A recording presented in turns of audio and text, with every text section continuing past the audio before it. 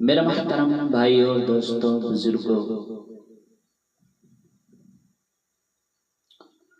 اللہ تعالیٰ نے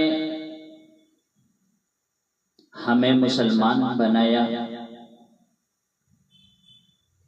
اور ایمان کی دولت سے سرفراز فرمایا۔ یہ ایمان کی دولت ہر کسی کو نہیں ملتی، بلکہ اللہ جسے چاہتا ہے اپنے خزانہ غیب سے نوازتا ہے، اور نوازتا ہے تو ایسا نوازتا ہے کہ پہاڑ تو اپنی جگہ پہ سے ٹل سکتے ہیں، لیکن ایمان میں ذرہ برابر بھی فرق نہیں آ سکتا، ایسا نوازتا ہے۔ حضرت ابو طالب جو آپ صلی اللہ علیہ وسلم کے چچا ہیں، ہمیشہ آپ کے ساتھ رہے، ہر وقت آپ کے ساتھ رہتے، دکھ میں، مصیبت میں، پریشانی میں، غمی میں، خوشی میں، ہر وقت آپ کے ساتھ رہتے، ہر طرح کی آپ کی مدد کی، لیکن انہیں ایمان کی دولت نہ ملی۔ حضرت عمر جو نعوذ باللہ آپ صلی اللہ علیہ وسلم کے قتل کے در پر رہے، بہن اور بہنوئی کو مارا، صحابہ کو تکلیف دی، نہ جانے اسلام کے خلاف کیا کیا تدبیریں کی، لیکن اللہ نے انہیں ایمان کی دولت سے سرفراز فرمایا۔ تو میرے بھائیو، یہ ایمان کی دولت ہر کسی کو نہیں ملتی، بلکہ اللہ جسے چاہتا ہے اپنے خزانہ غیب سے نوازتا ہے۔ تو ہم مسلمان ہیں، کلمہ لا الہ الا اللہ محمد رسول اللہ صلی اللہ علیہ وسلم پڑھتے ہیں، تو ہم اس زبان سے کسی کو تکلیف نہیں دیں گے، کسی کو برا بھلا نہیں کہیں گے، کسی کو گالی نہیں دیں گے، اس زبان سے کبھی کسی کی غیبت نہیں کریں گے، اس زبان سے کبھی جھوٹ نہیں بولیں گے۔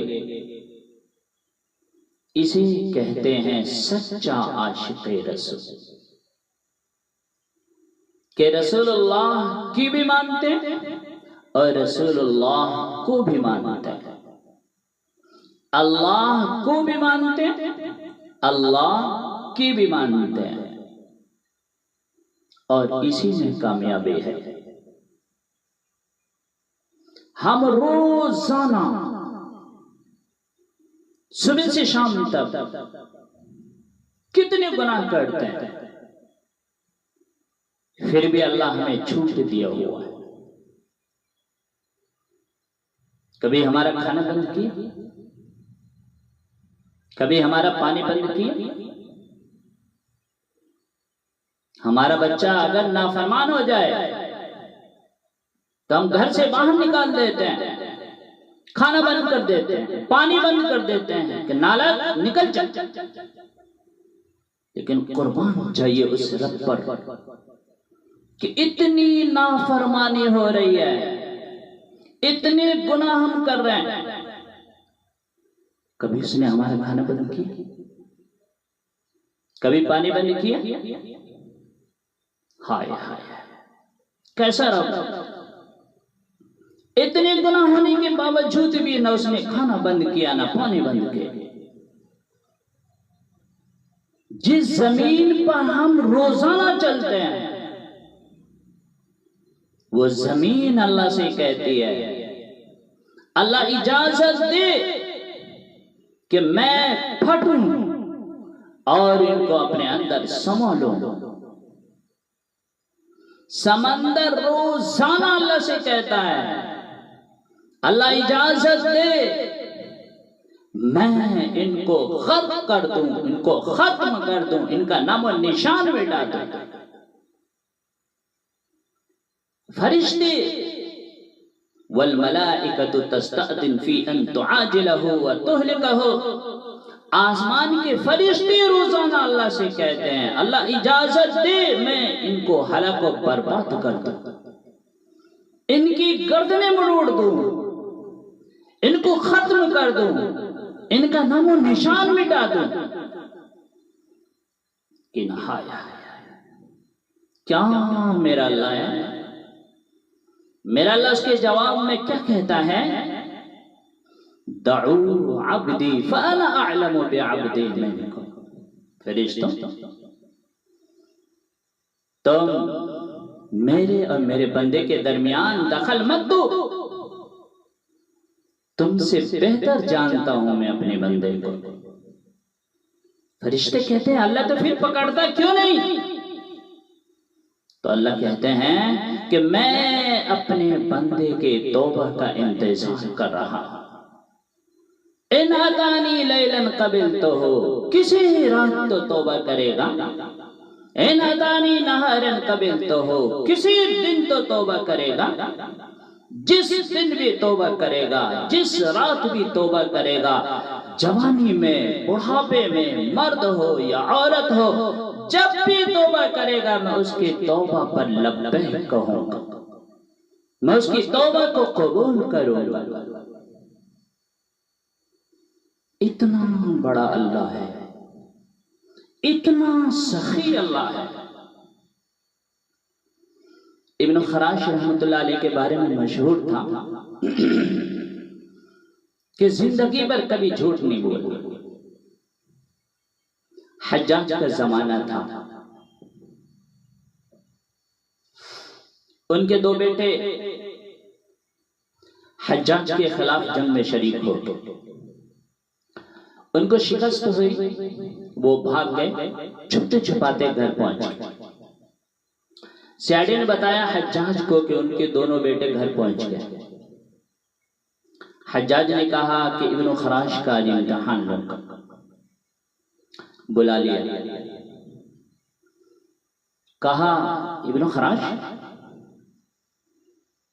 وہ تمہارے دونوں بیٹے میرے خلاف جنگ میں اترے تھے، وہ بھاگ گئے، پتہ ہے کہاں گئے؟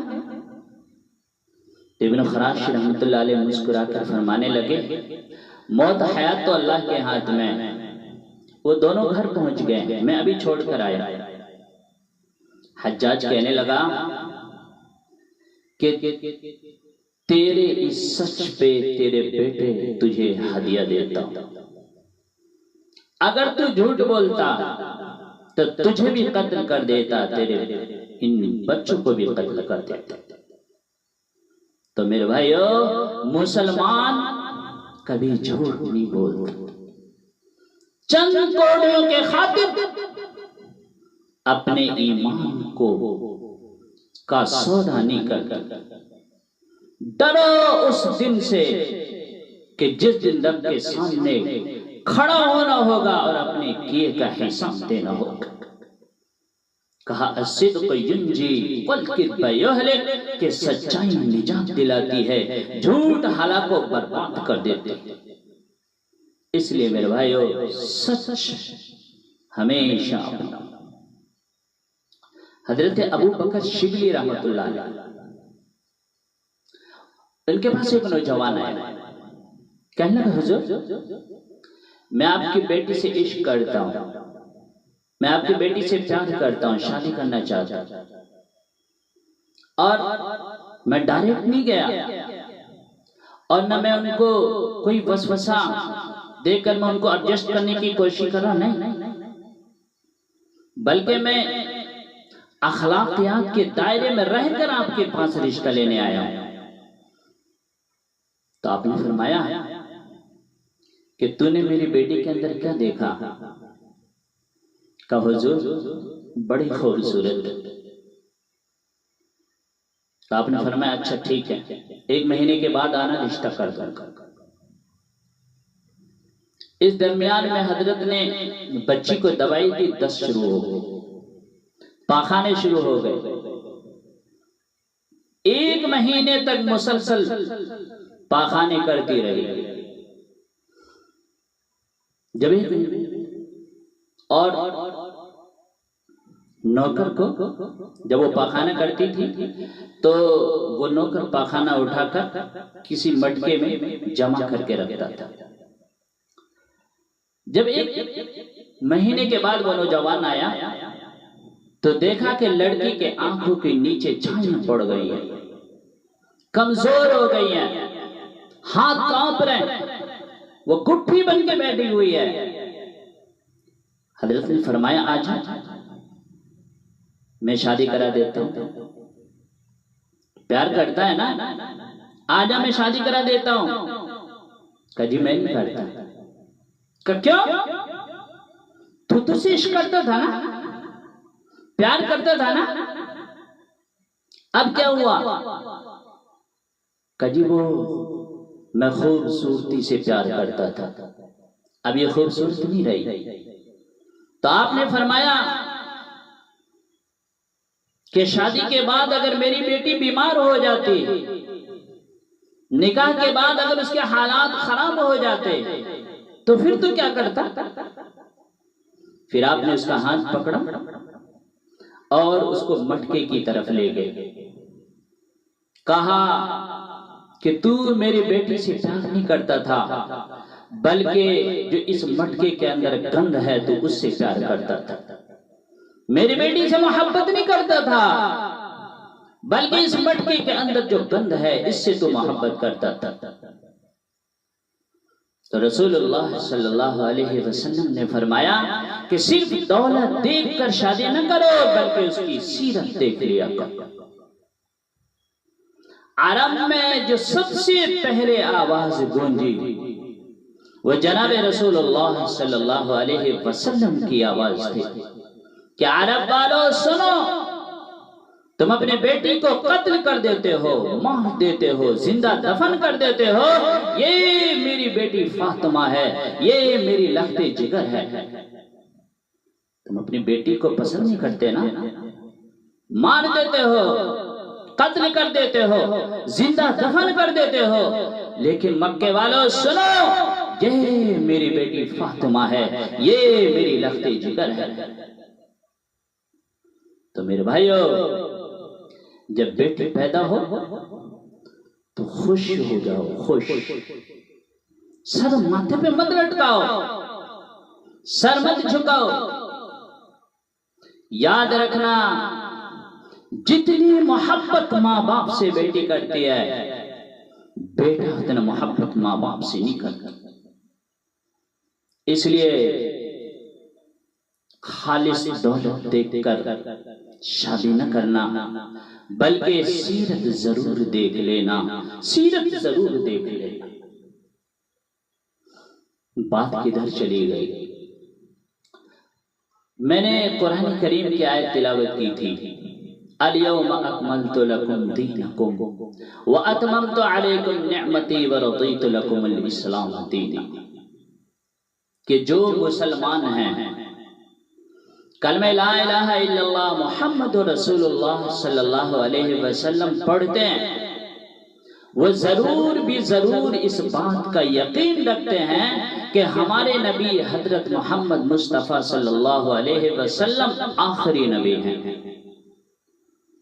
قرآن میں اللہ نے کہا کہ اب دین مکمل ہو گیا ہے، اب کوئی نیا نبی نہیں آئے گا، کوئی نئی کتاب نہیں آئے گی، کوئی نئی شریعت نہیں آئے گی، بلکہ یہ آخری نبی ہیں، نبوت کا دروازہ بند ہو چکا ہے، اب اگر کوئی نبی کا دعویٰ کرے گا وہ جھوٹا ہوگا۔ صاف صاف قرآن میں اللہ نے کہا، لیکن گاہے بگاہے کوئی بھی نبی کا دعویٰ کر دیتا۔ ابھی مارکیٹ میں ایک اور نیا نبی آ گیا، کہتا ہے کہ میں نبی ہوں۔ ان کی باتیں سنیں گے نا تو حیران ہو جائیں گے کہ میں نبی ہوں، نہ جانے کیسی کیسی باتیں کرتا ہے۔ اس سے مجھے ایک واقعہ یاد آیا. ایک بہت بڑے بزرگ ہیں، میں یہ واقعہ پڑھ رہا تھا کہ وہ کہہ رہے تھے کہ ایک آدمی نے جھوٹا نبی کا دعویٰ کیا،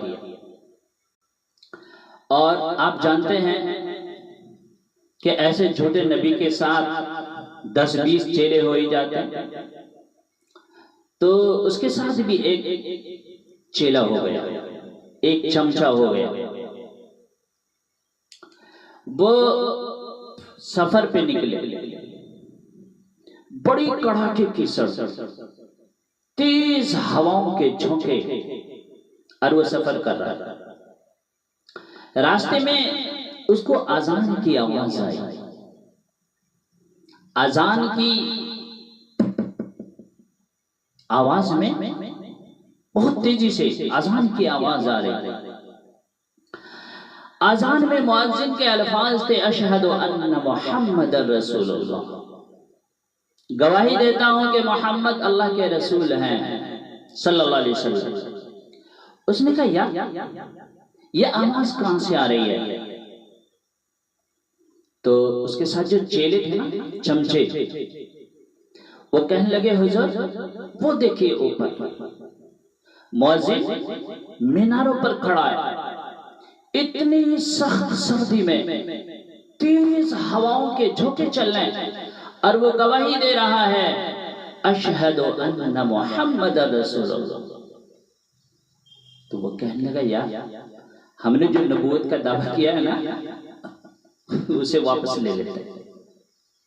ہم نے جو نبی ہونے کا دعویٰ کیا اسے رجوع کر لیتے ہیں، کیونکہ یہ جو پروٹوکول ہے یہ کسی سچے رسول کو ہی مل سکتا ہے کہ رات کے آخری حصے میں عرب سے اتنا دور، رات کے اندھیرے میں اتنی سخت سردی میں ایک آدمی کھڑے ہو کر محمد صلی اللہ علیہ وسلم کی شہادت دے رہا ہے، نبوت کی شہادت دے رہا ہے.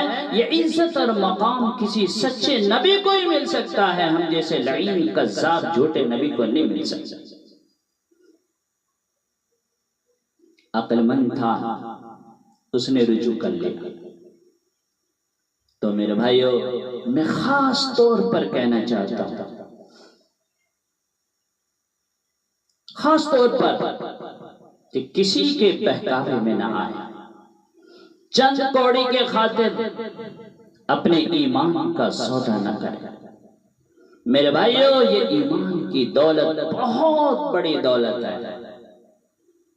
خوش نصیب ہیں وہ جن کو یہ دولت ملتی ہے. میں آپ کو ایک واقعہ سناتا ہوں. حضرت سمیہ رضی اللہ تعالی عنہ ضعیف ہیں، کمزور ہیں، ناتواں ہیں. ابو جہل آیا کہ سمیہ کلمہ پڑھتی ہے؟ کہاں پڑھتی؟ کہ کلمہ پڑھنا چھوڑ دے ورنہ چیر کر ٹکڑے کر دوں گا. حضرت سمیہ کہنے لگی کمینے چلا جا، میری عزت کی قسم میری کمزوری اور ناتوانی اور میری بے بسی کو نہ دیکھ، بلکہ میرے اس ایمان کے جذبے کو دیکھ کہ کلمہ لا الہ الا اللہ میرے جسم کے ٹکڑے ٹکڑے کر دے، میرے جسم کا قیمہ بنا دے، میرے جسم کو پارا پارا کر دے. مجھے تو یہ پسند ہے، مجھے تو یہ گوارا ہے، مجھے یہ پسند نہیں کہ جناب رسول اللہ صلی اللہ علیہ وسلم کے کلمے کو چھوڑ دو. روایت میں آتا ہے کہ حضرت سمیہ کو چیر کا ٹکڑے تو کر دیے لیکن ایمان کا سودا نہ کیا. ایک کافر ایک صحابی کو پکڑ کے لایا، کہنے لگا اگر تو کہہ دے تو نعوذ باللہ تیرے عوض میں جناب رسول اللہ صلی اللہ علیہ وسلم کو قتل کر دیا جائے، تجھے چھوڑ دیا جائے. وہ کہنے لگا، وہ صحابی کہنے لگے میرے جسم کے ٹکڑے ٹکڑے کر دو، میرے جسم کا قیمہ بنا دو، مجھے تو یہ پسند ہے، مجھے تو یہ گوارا ہے، مجھے یہ پسند نہیں کہ جناب رسول اللہ صلی اللہ علیہ وسلم کو ایک کانٹا بھی چبھے. تو میرے بھائیو یہ ایمان کی دولت بہت بڑی دولت، خوش نصیب ہے وہ جن کو یہ دولت نصیب ہوتی ہے۔ بڑی بڑی صحابہ نے قربانیاں دی ہیں اس ایمان کے خاطر، اپنی بیوی کو بیوہ کر دیا، بچے کو یتیم کر دیا۔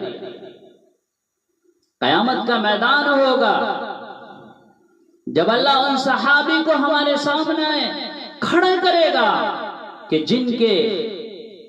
جن کی بیوی بیوہ ہو گئی، بچے یتیم ہو گئے، اور اللہ کہیں گے کہ یہ صرف میرے خاطر، میرے حبیب کے خاطر اپنے دین کو بچانے کے لیے بیوی کو بیوہ کر دیا، بچے کو یتیم کر دیا۔ ہمارا کیا جواب ہوگا؟ تو اس لیے میرے بھائیو، کسی کے بہکاوے میں آ کر چند کوڑیوں کے خاطر اپنے ایمان کا سودا نہ کر۔ یہ ایمان کی دولت بہت بڑی دولت ہے، خوش نصیب ہے وہ جن کو یہ دولت ملتی ہے۔ اللہ پاک ہم سب کو ایمان کی حفاظت کرنے کی توفیق عطا فرمائے، اور ایمان کی دولت ہماری زندگی میں ہمیشہ کے لیے برقرار فرمائے۔ جب تک ہماری موت آئے ایمان پہ اللہ پاک خاتمہ عطا فرمائے۔ آمین۔ وآخر دعوانا ان الحمدللہ رب العالمین۔